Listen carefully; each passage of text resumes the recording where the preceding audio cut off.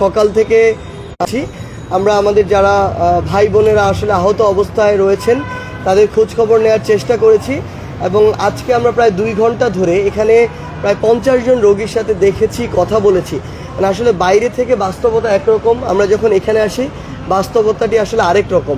আমরা আমাদের মতো করে অনেক মতামত দিয়ে দেই, কিন্তু আমাদের রিয়েলিটিটাও একটু বুঝতে হবে আসলে।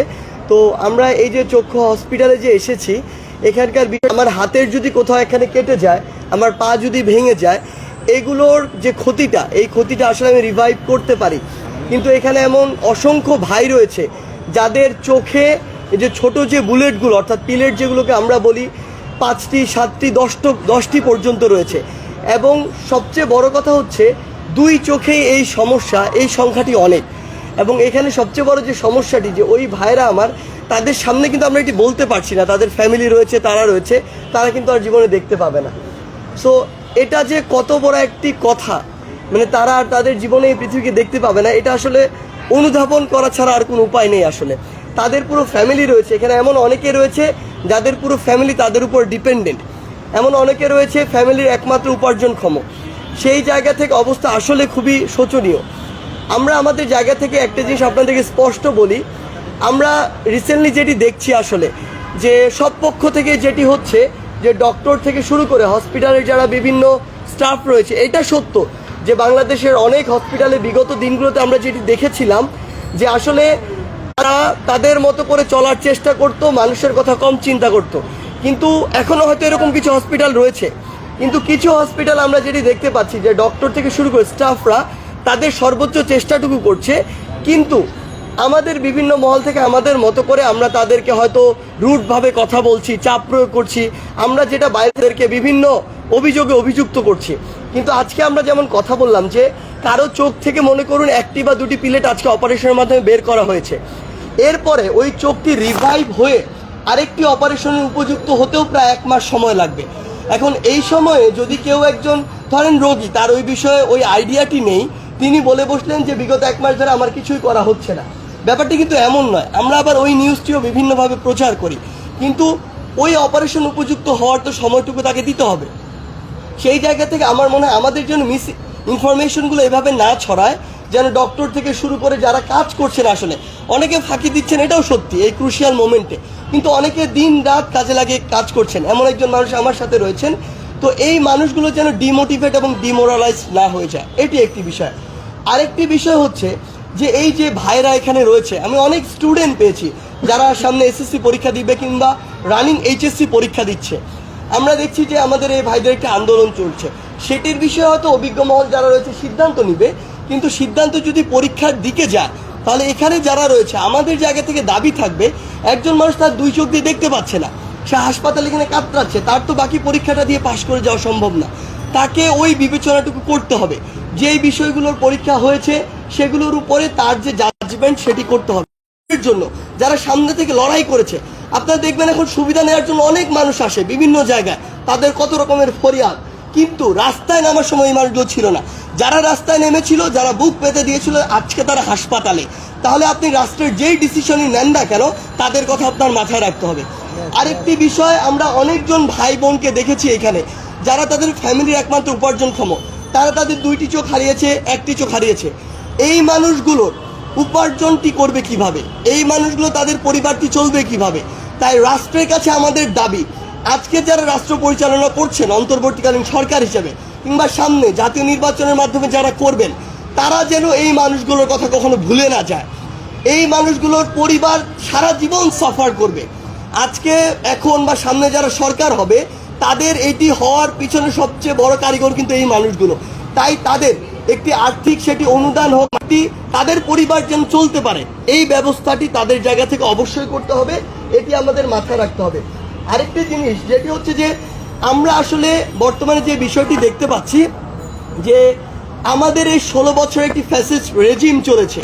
এর আগে বাংলাদেশ প্রায় মোট 71-এর পর থেকে এ পর্যন্ত 53 বছর ধরে যেভাবে চলেছে, এভাবে চলা আমরা প্রত্যাশা করিনি কখনো।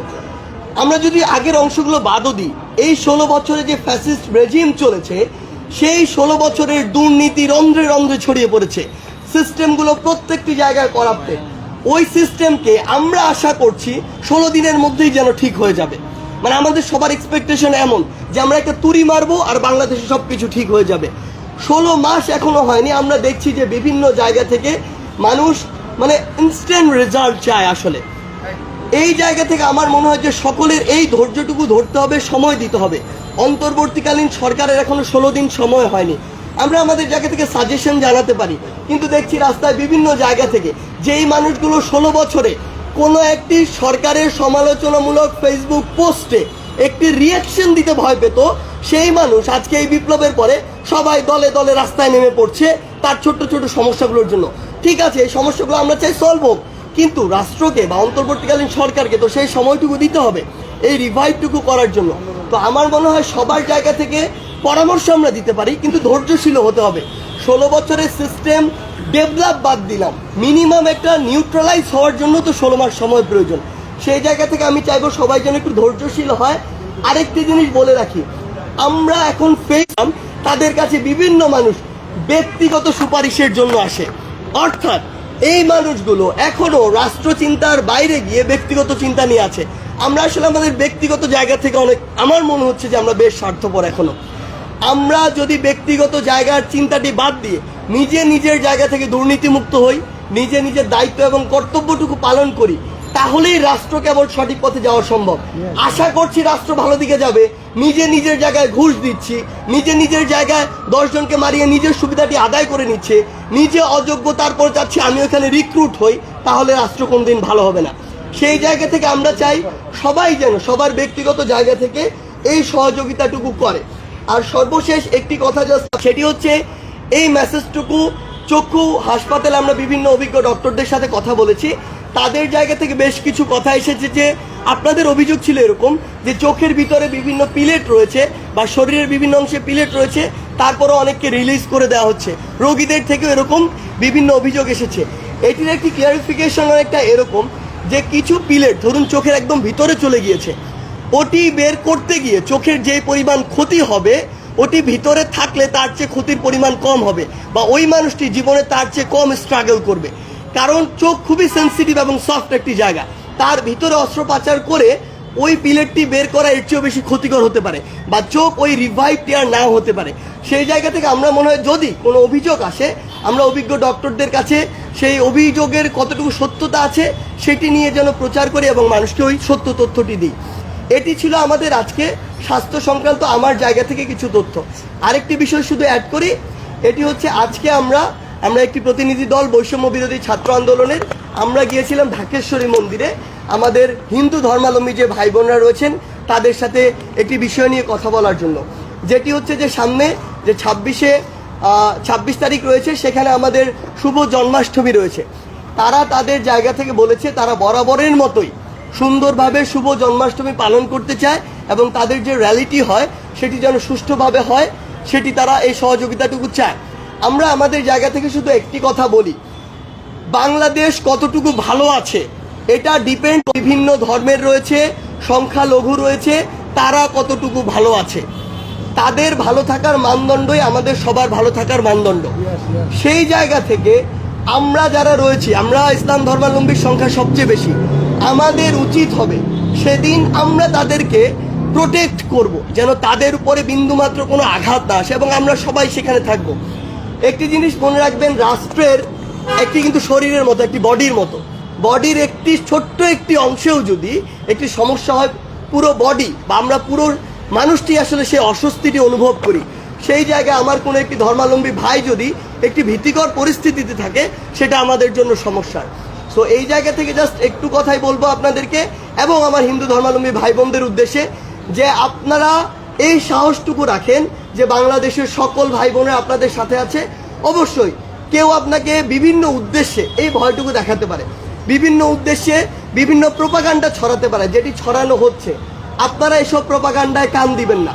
আমরা অবশ্যই সেদিন আমরা যেমন রাজপথে সামনে ছিলাম, সেদিনও আপনার ওই শুভ জন্মাষ্টমীর যে মিছিলটি হবে, যে র্যালিটি হবে, সেটির সামনে আমরা থাকব এবং আপনাদের গায়ে কোনো আঘাত যাওয়ার আগে সেই আঘাতটি আমাদেরকে করতে হবে। ধন্যবাদ। এখানে একটা প্রশ্ন করতে চাই, আপনাদের একটা পার্ট আছে শেষ হোক। একটু প্রশ্ন আপনারটা নিয়ে নিই তারপরে নাকি ও বলুক, কিছু বাকি হলে একসাথে। যেহেতু আপনি বলছেন এখানে একটা ফ্লো থাকবে আর কি, আপনি যদি আমার ফ্লো থাকবে অলওয়েজ, সমস্যা নেই। আচ্ছা, গতকাল আমাদের স্বাস্থ্য মন্ত্রণালয়ের এডিজি, আপনারা জানেন উনি 90 দিনের কাউন্টডাউন দিয়েছেন, অর্থাৎ 90 দিনে বাংলাদেশের স্বাস্থ্য ব্যবস্থাটি উনি এমন একটি পর্যায়ে নিয়ে যাবেন যে স্বাস্থ্য ব্যবস্থার মধ্যে আমাদের যে এত বছর ধরে চলে আসছে যে প্রধানমন্ত্রী, রাষ্ট্রপতি বা সরকারের যে কর্তা ব্যক্তিরা রয়েছেন, তারা বাংলাদেশের স্বাস্থ্য ব্যবস্থার প্রতি তাদের কোনো আস্থা ছিল না। অর্থাৎ তারা এমন একটি স্বাস্থ্য ব্যবস্থা, জনগণের ব্যবস্থার সুবিধা তারা নিজেরাই নিতেন না, তাদের ফ্যামিলিকে নিয়ে তারা সিঙ্গাপুরে হচ্ছে চিকিৎসা নিতে যেতেন। সেই জায়গায় আমাদের এডিসি আমাদের 90 দিনের কাউন্টডাউন দিয়েছেন। 90 দিনের মধ্যে উনি এমন একটি স্বাস্থ্য ব্যবস্থা আমাদেরকে দিতে চান যে স্বাস্থ্য ব্যবস্থার মধ্যে একজন রিক্সা চালক, একজন আমি, একজন পেশাজীবী, শ্রমজীবী এবং রাষ্ট্রপতি একই ধরনের স্বাস্থ্যসেবার মধ্যে চিকিৎসা নেবে এবং সেই স্বাস্থ্যসেবাটি এগিয়ে গিয়েছেন। অর্থাৎ আজকে আমরা 89 দিনে রয়েছে। আমার গণমাধ্যমের কর্মীদের প্রতি আহ্বান, আপনারা প্রত্যেকটা দিন কাউন্টডাউন করে অর্থাৎ এই স্বাস্থ্য ব্যবস্থার কী ধরনের অগ্রগতি হয়েছে এই জায়গাটা আপনারা নিশ্চিত করবেন। অর্থাৎ স্বাস্থ্য মন্ত্রণালয়কে বা স্বাস্থ্য মন্ত্রণালয়ের দায়িত্বে যারা রয়েছেন তাদেরকে আপনারা জবাবদিহিতার ক্ষেত্রে নিয়ে আসার জন্য আপনারা এই ক্ষেত্রে দায়িত্ব গুরুত্বপূর্ণ ভূমিকা পালন করবেন।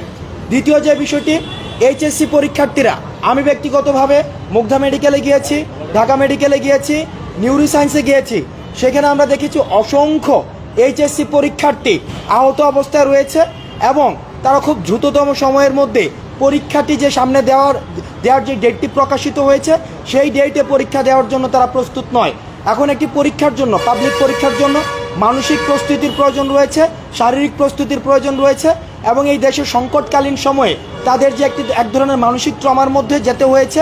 আমরা শিক্ষা মন্ত্রণালয়ের প্রতি আহ্বান জানাবো, আপনারা এই বিষয়টি পুনর্বিবেচনায় নিয়ে তাদের সাথে কথা বলে পরীক্ষা এই ডেটে দেওয়া হয়েছে সেই ডেটটিকে অবশ্যই করবেন। তৃতীয় যে বিষয়টি, গতকালের কাউন্টডাউনের পরে আমরা দেখেছি বিভিন্ন প্রাইভেট মেডিকেল এবং হচ্ছে বিভিন্ন সরকারি মেডিকেলের যে সিন্ডিকেটগুলো রয়েছে, বিশেষ করে অ্যাম্বুলেন্স সিন্ডিকেট, স্ট্রেচার সিন্ডিকেট এবং হচ্ছে অন্যান্য যে সিন্ডিকেটগুলো রয়েছে তাদের মধ্যে বেশ অস্বস্তি কাজ করছে। আমরা দেখছি তারা সংঘবদ্ধ হওয়ার চেষ্টা করছে। আমরা আপনাদেরকে স্পষ্ট করে সচেতন করে দিতে চাই, ছাত্র নাগরিক যেখানে ঐক্যবদ্ধ হয়, আপনাদের কোনো সিন্ডিকেট বা মাফিয়াতন্ত্র যেখানে স্বৈরাচার শেখ হাসিনা যেখানে দাঁড়াতে পারেনি, আপনারা এইটা দুঃস্বপ্নেও ভাববেন না যে আপনারা সিন্ডিকেট করে, মাফিয়াতন্ত্র করে আপনারা স্বাস্থ্য ব্যবস্থাকে আবার পূর্বের অবস্থানে ফিরিয়ে নেবেন। এই কারণে যারা অ্যাম্বুলেন্স সিন্ডিকেট রয়েছেন, স্ট্রেচার সিন্ডিকেট রয়েছেন এবং যারা সরকারি হসপিটালে বিভিন্ন পরীক্ষা দেওয়া হয় সেই পরীক্ষাগুলোকে ভাগিয়ে নিয়ে প্রাইভেট মেডিকেল কলেজে পরীক্ষাগুলো যারা নিয়ন্ত্রণ করেন, আপনারা সাবধান হয়ে যান এবং আপনারা প্রয়োজনে পেশা পরিবর্তন করুন। কিন্তু এই সিন্ডিকেটের উপরে নির্ভর করে আপনারা আর পেশা চালাতে পারবেন না।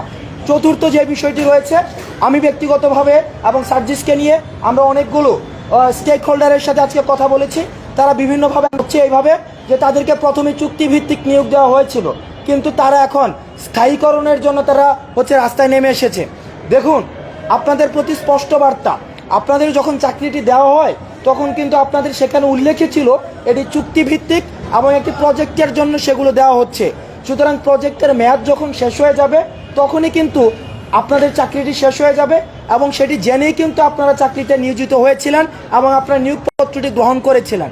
আজকের এই রাষ্ট্রের সংকটকালীন সময়ে আপনারা যদি রাষ্ট্রের দুর্বলতার সুযোগে এবং রাষ্ট্রের আজকে প্রশাসনের মধ্যে যেহেতু একটি আমরা স্থিতি অবস্থা দেখতে পাচ্ছি না, এই দুর্বলতার সুযোগে আপনারা যদি মনে করে থাকেন রাষ্ট্রকে আপনারা বাধ্য করবেন, তাহলে এই বিষয়টি হবে রাষ্ট্রের এই সংকটকালীন সময়ের সাথে বিশ্বাসঘাতকতা। সুতরাং আমরা আপনাদের প্রতি আহ্বান জানাবো, প্রত্যেকটি নাগরিকের তার নৈতিক অধিকার জানানোর, নৈতিক দাবি জানানোর অধিকার রয়েছে, কিন্তু আপনারা অপেক্ষা করুন, সরকার স্থিতিশীল হওয়া পর্যন্ত অপেক্ষা করুন এবং আলোচনার দ্বার সবসময় উন্মুক্ত রয়েছে। আপনারা রাস্তা দখল না করে আপনারা হচ্ছে জনদুর্ভোগ যে বিষয়টি আপনারা ইচ্ছাকৃতভাবে এখন সৃষ্টি করছেন, দেখছেন আপনারা কিন্তু নিয়োগেই ছিল এই বিষয়টি চুক্তিভিত্তিক। যারা চুক্তিভিত্তিক আপনারা আলোচনার জন্য আসুন, আলোচনার মধ্য দিয়ে আপনারা সিদ্ধান্তে পৌঁছাতে পারবেন। আরেকটি বিষয় যেটা সার্জিস বলেছে, আমরা সেই জায়গায় যুক্ত করতে চাই, সাম্প্রদায়িক যে সম্প্রীতিটি আমাদের রয়েছে, আপনারা এই সাম্প্রদায়িক সম্প্রীতির মধ্যে যারা কোনো ধরনের সংঘাত ঘটাতে চেষ্টা করবে আপনারা তাদের বিরুদ্ধে শক্ত অবস্থান নেবেন। কারণ আমাদের ২৬ তারিখ হচ্ছে হিন্দুদের জন্মাষ্টমী রয়েছে এবং ২৭ তারিখ তাদের আলোচনা পর্ব রয়েছে। আমরা নিশ্চিত করতে চাই তারা অতীতে যেভাবে গাম্ভীর্যের মধ্য দিয়ে সবার অংশগ্রহণের মধ্য দিয়ে যেভাবে উৎসবটি উদযাপন করত, আমাদের অংশগ্রহণের মধ্য দিয়ে একইভাবে এবার উৎসবটি উদযাপন করবে। যারা যদি কেউ এই উৎসবের সুযোগ নিয়ে আমাদের সাম্প্রদায়িক সম্প্রীতির মধ্যে কোনো ধরনের ব্যাঘাত ঘটাতে চায়, আপনারা তাদেরকে আইনও সোপর্দ করবেন। সর্বশেষ, আমরা যারা সমন্বয়ক এবং সহ সমন্বয়ক রয়েছেন, আমরা প্রত্যেক দিন আপনাদেরকে সচেতন করছি, আপনারা দল হয়ে বা বিভিন্ন উপগ্রুপ হয়ে বা গ্রুপ হয়ে হসপিটাল ভিজিট করার কোনো প্রয়োজন নেই। হসপিটালে অলরেডি প্রজ্ঞাপন দেওয়া হয়েছে, সেখানে বিনামূল্যে চিকিৎসা দেওয়া হচ্ছে, সেখানে আলাদা করে ডেডিকেটেড সেল করে দেওয়া হয়েছে। সুতরাং আপনারা গিয়ে চিকিৎসকদের বাধা প্রদান করার কোনো প্রয়োজন নেই, এবং গ্রুপ এবং উপগ্রুপ হয়ে বারবার চিকিৎসা কার্যক্রমে যখন আপনারা বাধাগ্রস্ত করেন, তখন চিকিৎসকরা সেখানে ডিমোরালাইজ হয় এবং ইনফেকশনের যে মাত্রাটি সেটি বেড়ে যাওয়ার সম্ভাবনা থাকে। সুতরাং যারা আহত হয়েছে তাদের সুবিধার জন্য আপনারা হসপিটাল ভিজিট থেকে বিরত থাকুন। যদি কোনো ধরনের অ্যানোমালিজের খবর আসে, একজন কিংবা দুজন, আপনারা পোলাইটলি, আমি আবারও বলছি, উগ্রতার সাথে নয়, আপনারা বিনয়ের সাথে হসপিটাল কর্তৃপক্ষের সাথে সরাসরি কথা বলুন, কথা বলে আলোচনার মধ্য দিয়ে সমাধান করুন।